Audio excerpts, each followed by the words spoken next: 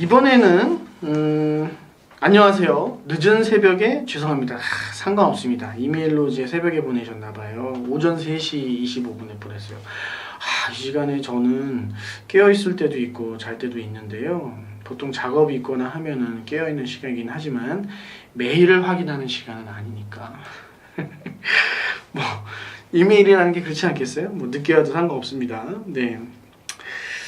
저는 이제 갓 20대 초반인 것 같고요. 이 친구는 뭐 신상이 있으니까 같고요로 할게요. 뭐 여기는 정확하게 써있긴 하지만 키가 165라는 거죠. 뭐 남자 키 치고는 큰 키는 아니죠. 뭐 그렇다고 해서 뭐 연애 생활을 못할 키는 아닙니다. 그렇지 않아요? 그죠? 배우라는 꿈을 키워왔는데 여러 가지로 지금 다양하게 알아보고 있는 와중에 제 영상을 보셨나봐요. 우선 첫 번째로 궁금한 거는 이제 이 키가 어떻게 적용될지가 제일 궁금하겠죠? 뭐 바로 말씀드렸습니다만은 배우를 할 수 없는 키가 아니죠. 하여튼 165cm면은 뭐 배우로서 뭐 어떤 캐릭터를 연기하고 하는 데에는 뭐 전혀 문제가 없어요. 뭐 약간 작은 편? 뭐 그 정도 아니겠어요? 약간 작은 편? 결국에는 연기를 잘하면 큰 의미가 없어요. 뭐 우리가 알기로도 뭐 지구에서 되게 유명한 뭐 톰 크루즈나 이런 배우들도 키가 작고요. 뭐 여러 가지 키가 작다고 하는 건 연기하고는 크게 의미가 없고, 다만 이제 내가 키 큰 배우가 되고 싶다 이거는 말이 안 되죠, 그죠? 예, 키가 이미 작은데 뭐 작다고 할 수는 없고 어쨌든 키가 좀 뭐 일반적으로 뭐 평균보다는 조금 작은 편인데 내가 뭐 키 큰 배우가 되고 싶다 이거는 뭐 물리적으로 불가능하잖아요. 그러나 배우가 되는 데는 키 작은 거는 아무 문제가 없습니다. 그리고 또 이 친구는 뭐 검정고시를 이제 준비했고 패스했나봐요. 대단하네요.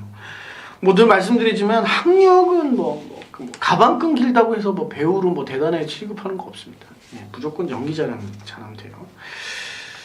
물론 뭐 이제 10대, 20대 초반부에야 뭐 사실 연기력이라는 게 뭐 큰 차이를 보이지 않고 아니면 타고난 것으로 하는 경우가 많기 때문에 뭐 그때야 뭐 약간의 차이는 있을 수 있어요. 그러나 결과적으로 뭐 30대가 넘어가고 40대가 되면 그때는 실력이 바탕이 안 되면 아무리 타고난 게 좋아도 이미 타고난 게 좋은 것을 가지고 열심히 하는 배우들이 이제 살아남아 있는 것이 상태라서 뭐 타고난 것만으로는 이제 해결이 안 되는 거죠. 뭐 그런 의미에서 보면 시간을 두고 천천히 배우로서 이제 준비를 하신다면 언젠가는 꼭 이제 자리 잡을 수 있다. 단지 키가 작다고 해서 안 될 건 없다. 뭐 이렇게 이제 말씀드릴 수 있고요.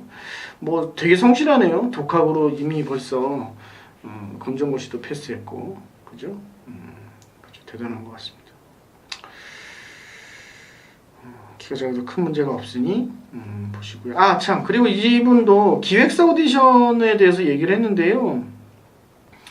지금 뭐 TV에 나오는 활동하는 기획사 소속돼 있는 배우들이나 아이돌 가수들이나 뭐 이런 친구들 중에 키가 160대 친구들이 꽤 있죠. 뭐 이 친구를 내가 실제 본 게 아니니까 외모가 어떨지 모르겠지만 뭐 비율만 괜찮다면 키가 작은 건 아무런 문제가 안 돼요.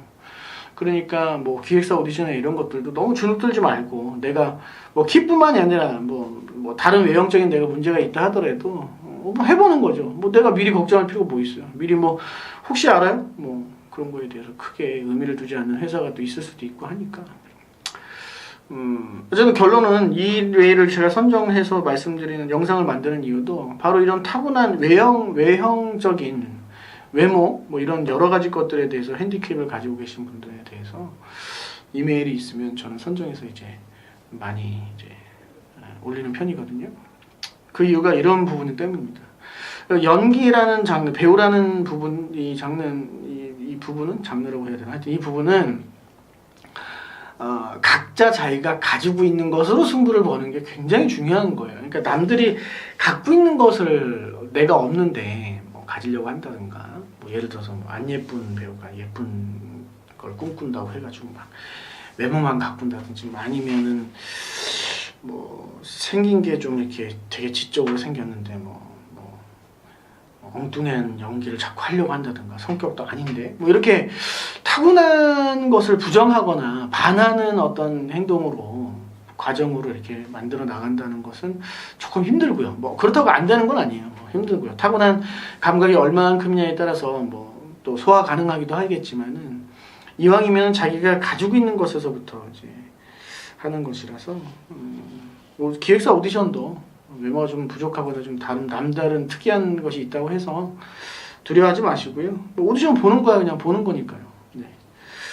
뭐 그리고 또 말씀드리지만 뭐